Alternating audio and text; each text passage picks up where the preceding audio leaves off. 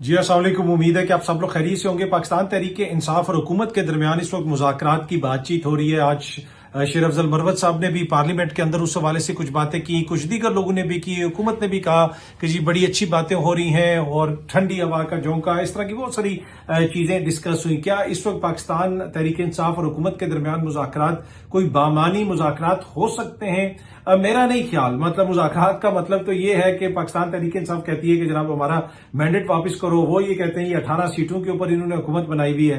तो इस मुज़ाकरात करके एक ऐसी हुकूमत से जिनके ऊपर वो इल्जाम लगाते हैं कि उन्होंने 18 सीटों के ऊपर हुकूमत बनाई हुई है, तो क्या उसके नतीजे में कोई हल निकल आएगा? मुझे वो हल निकलता हुआ नजर नहीं आ रहा। दूसरी एक चीज, पाकिस्तान तहरीक इंसाफ की जो क्यादत है, बाहर वो मुज़ाकरात की बात तो कर रहे हैं, लेकिन खान साहब मुझे उतने कीन नजर नहीं आते। और इसमें जो इंपॉर्टेंट फैक्टर है कि अब आलमी सतह के ऊपर भी इस किस्म की आवाजें उठ रही हैं कि खान साहब को रिहा किया जाए। पाकिस्तान के अंदर जो हो रहा है उसकी वजह से हुकूमत पाकिस्तान के ऊपर तनकीद हो रही है और बड़े सख्त तरीके से तनकीद हो रही है। अमेरिका से जो आवाजें आ रही हैं, रिचर्ड ग्रैंडफेल ने आज वो मैं देख रहा था कि उन्होंने दोबारा अपनी ट्वीट जो है वो रीट्वीट की हुई है, और भी बहुत सारी बातें सामने आ रही हैं। तो एक ऐसे माहौल के अंदर जहां पे ट्रंप इंतजामिया आने वाली है, ट्रंप अपने ओहदे का हलफ लेंगे, ऑल्दो के बाइडन इंतजामिया ने तो पाकिस्तान के हवाले से कोई ज्यादा सख्त मौकिफ नहीं लिया हुकूमत से और ना ही कोई ज्यादा बात की, लेकिन ट्रंप इंतजामिया का एक जो कुछ उनके इंपॉर्टेंट लोग हैं वो जिस किस्म की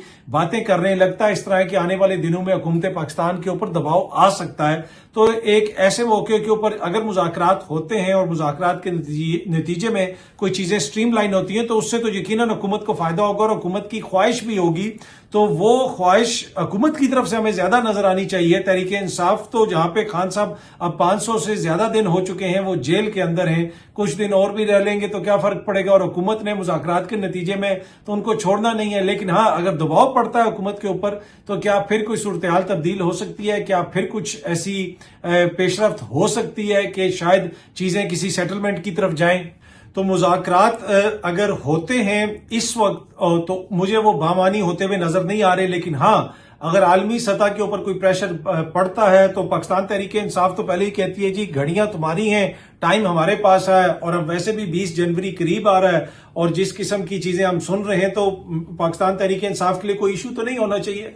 उनको तो चाहिए वेट करें, आराम से ट्रंप को अपने ओहदे का हलफ लेने दें और इसके ऊपर बल्कि मजीद एक सख्त बयानिया बनाएं, पार्लियामेंट के अंदर खड़े होकर तकारीर करें, बताएं कि जनाब हमारे साथ क्या हो रहा है, मुल्क में क्या हो रहा है। वो इल्जामात लगाते रहे तो उनको तो ये चीज सूट करती है और ट्रंप की इंतजामिया तक भी ये सारी चीजें उस वक्त तक पहुंचेंगी। वहां पे कोई सहाफी क्वेश्चन करेगा, कोई ना कोई चीज सामने आ जाएगी। लेकिन दूसरी जानिब हुकूमत को ये सूट नहीं करता। हुकूमत को अब इस चीज का भी अंदाजा हो गया होगा कि जब से रिचर्ड साहब की वो ट्वीट आई है कि जनाब ये मामलात आगे पीछे भी जा सकते हैं, और फिर ट्रंप के दीगर करीबी दोस्तों ने भी उसके ऊपर बात की है, उनके करीबी साथियों ने उसके ऊपर ट्वीट्स की हैं, तो हुकूमत को तो सूट ये करता है कि जल्द अज जल्द पाकिस्तान तहरीक इंसाफ से बात की जाए और मामलात को स्ट्रीमलाइन किया जाए, किसी तरफ मामलात को लेके जाएं ताकि कोई काम डाउन किया जाए चीजों को। अलीमा खान साहबा ने भी मीडिया से आज गुफ्तगू की और मीडिया से गुफ्तगू करते हुए उन्होंने कहा कि इमरान खान साहब ने कहा कि सिविल नाफरमानी की कॉल मैंने दी भी है, लेकिन मैं कुछ दिन इंतजार कर रहा हूं। अगर वो इंतजार उन्होंने ना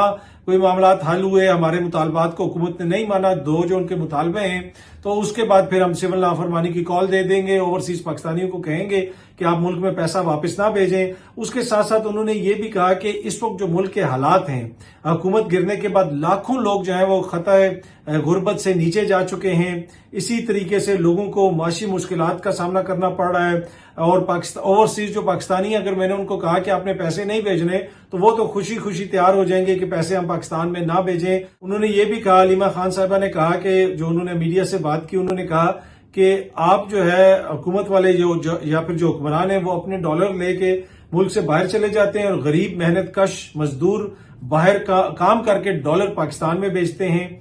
आप उसी डॉलर पर मुल्क चला रहे हैं और वाजे हो गया है कि आपको उसी डॉलर की फिक्र है। बानी पीटीआई का कहना था कि लंदन प्लान के मुताबिक पीटीआई को क्रश करने का एजेंडा था। मरहलावार पीटीआई को क्रश करते हुए इंतखाबी निशान भी वापस लिया गया। इमरान खान साहब ने कहा कि 10 इमारतें जलाई गई तो 10,000 लोगों को गिरफ्तार कर लिया गया। 10,000 लोग तो 10 इमारतें नहीं जला सकते। 8 फरवरी को अवाम ने उनको धोखा दिया اور بتایا کہ وہ ظلم کے نظام کے خلاف کھڑے ہیں۔ 9 فروری کو لوگوں کا ووٹ چوری کر کے جعلی حکومت بنائی گئی۔ قاضی فائز عیسیٰ کی مہربانی سے ایسی ترامیم لائی گئیں کہ سپریم کورٹ پر بھی اب انہوں نے قبضہ کر لیا ہے حکومت والوں نے، یہ بھی کہا خان صاحب نے۔ قانون کی حکمرانی کے لیے 24 نومبر کے پرامن احتجاج پر گولی چلائی گئی۔ جب لڑکے شہید اور زخمی ہوئے تو میں وہاں موجود تھی، یہ علیمہ خان صاحبہ نے بتایا۔ بلڈنگز پر سے گولی چلائی گئی، ہم اس کے عینی شاہد ہیں، یہ علیمہ خان صاحبہ نے دعویٰ کیا۔ اس سارے معاملے کے اوپر علیمہ خان صاحبہ نے کہا کہ عمران خان صاحب اس کی وجہ سے بہت زیادہ تکلیف میں ہیں۔ عمران خان صاحب کا مطالبہ ہے کہ سپریم کورٹ کے 3 سینئر موسٹ ججز کے تحت ایک جوڈیشل کمیشن بنایا جائے اور تمام بے گناہ جو قیدی ہیں ان کو رہا کیا جائے۔ یہ 2 ان کے مطالبے ہیں۔ عمران خان کے مطالبات تسلیم نہ کیے گئے تو انہوں نے اوورسیز پاکستانیوں کو ترسیلات زر وطن نہ بھیجنے کی اپیل کرنی ہے، یعنی وہ پھر کہیں گے کہ اوورسیز پاکستانی پاکستان میں پیسے نہ بھیجیں۔ پارٹی کے لوگوں نے بانی پی ٹی آئی سے کہا ہے کہ اس تحریک کا ملک کو نقصان ہوگا، اس لیے ابھی تھوڑے دن رک جائیں۔ بانی پی ٹی آئی نے کہا ہے کہ مجھے ملک کی فکر ہے، میں تھوڑے دن انتظار کر لیتا ہوں۔ علیمہ خان صاحبہ نے بتایا کہ عمران خان صاحب نے کہا کہ یہ میرے 2 مطالبات ہیں، حکومت پورے کر دے گی تو میں اپنی کال واپس لے لوں گا، کال نہیں دوں گا۔ ایک ایشو تو ہے جناب، اس وقت ملک کے اندر ملک کے حالات بہتر ہونے کی ضرورت ہے، سیاسی پارا نیچے آنے کی ضرورت ہے۔ سوشل میڈیا پہ جو حکومت پہ تنقید ہوتی ہے، بہت سارے دیگر معاملات ہیں، یہاں پہ اب جو ہے ٹویٹ بھی نہیں کی جاتی کچھ لوگوں کی جانب سے کہ ٹویٹ کریں گے تو نیچے لوگ جو ہے کس قسم کے کامنٹس کریں گے۔ حکومتی شخصیات کتراتی ہیں ٹویٹ کرنے سے بھی، لیکن سہیل بھٹی صاحب جو سینئر صحافی ہیں انہوں نے ایک خبر شیئر کی ہے۔ ان کی خبر کے مطابق وفاقی حکومت نے ڈیجیٹل میڈیا پر ریاست مخالف بیانیے کا توڑ نکال لیا۔ وزارت اطلاعات و نشریات نے فوری طور پر 53 کروڑ روپے مانگ لیے۔ وزیر اعظم نے ڈیجیٹل کمیونیکیشن ڈپارٹمنٹ کو آپریشنل کرنے کے لیے منظوری دے دی۔ ریاست مخالف بیانیے کا کاؤنٹر بیانیہ بنانے کے لیے فنڈز استعمال کیے جائیں گے۔ قومی سلامتی کو درپیش جو خطرات ہیں ان کو کاؤنٹر کیا جائے گا۔ وزارت اطلاعات و نشریات جو ہے وہ یہ کہہ رہی ہے ڈیجیٹل کمیونیکیشن ڈپارٹمنٹ میں 54 عہدے دیے گئے ہیں جناب، 54 نئے عہدے دیے گئے ہیں۔ ڈیجیٹل جو تھریٹ ہے، جو ڈیجیٹل خطرات ہیں اس کا سراغ لگایا جائے گا، حکومتی صلاحیت بڑھائی جائے گی، یہ بھی سہیل بھٹی صاحب نے خبر دی ہے۔ وزارت اطلاعات یہ کہہ رہی ہے، اور digital communication department on line سرگرمیوں کی ریئل ٹائم مانیٹرنگ بھی کرے گا۔ اقتصادی رابطہ کمیٹی 19 دسمبر کو فنڈز جاری کرنے کی منظوری دے گی۔